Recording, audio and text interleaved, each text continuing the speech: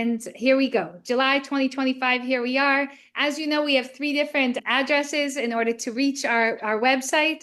I shared this with you last time, but I think it's gold. So good news on the co-sponsor front. In a single month, we went from 19 co-sponsors to 28, and that's very wonderful. And if you want to check our progress, you can check at congress.gov. You search End Kidney Deaths Act for the current Congress, and you can also follow along to see who is the latest co-sponsor. Persuading Congress to pass the End Kidney Deaths Act is perhaps the most impactful thing we will have ever done. And it is really important to just feel that energy of all the people who are going to be able to survive and thrive with a kidney once this bill gets to the finish line.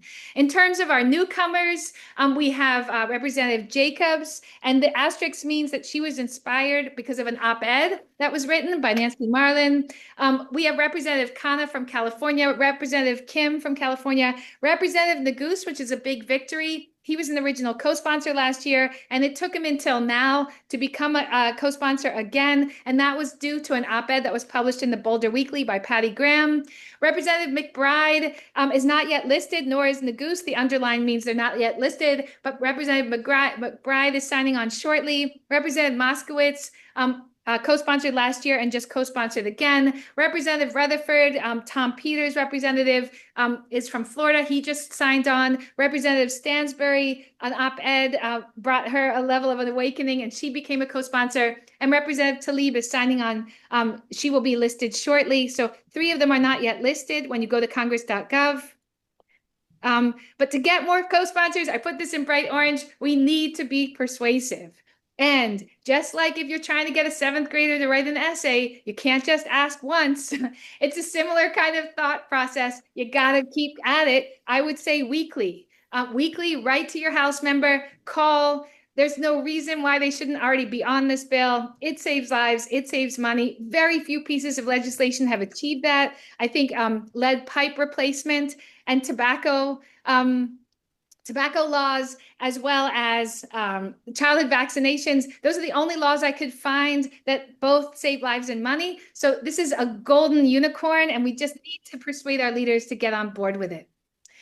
Here's a beautiful list of all of the media exposure that we've had this past month, 14 op-eds and 1 podcast. And you can find all of these on our media page on the End Kidney Deaths Act website. But really proud of you all for getting these op-eds out there. Of course, we need more, but it is a super effective way, because when they're published, I not only write to the member saying, hey, this op-ed is out there, I also write to people in the state to tell them about the op-ed, and that often encourages them to come aboard.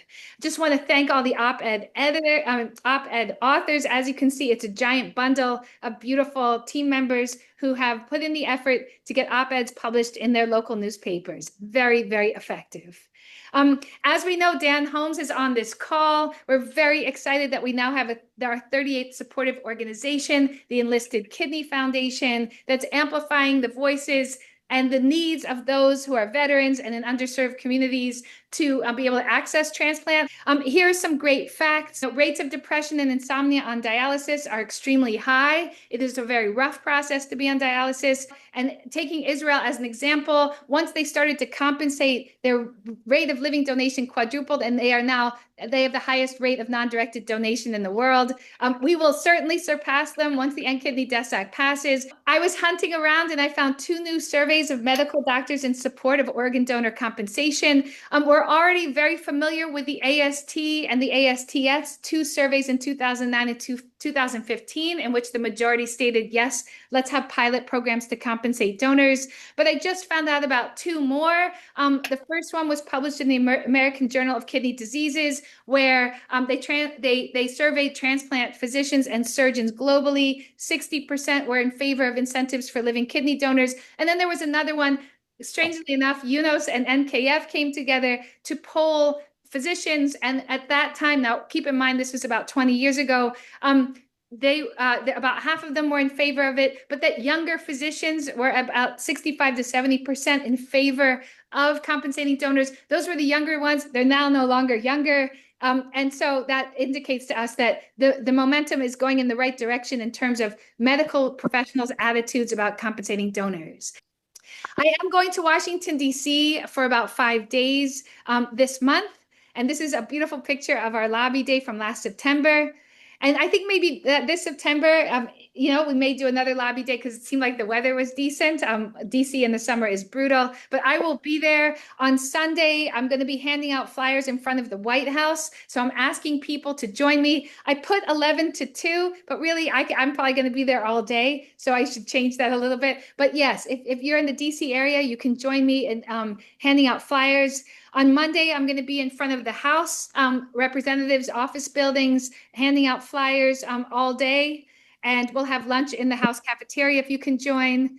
On Tuesday, it's the Senate. We're going to be handing out flyers again all day, and we'll have lunch in the Senate cafeteria. So if you're in the DC area, please join me.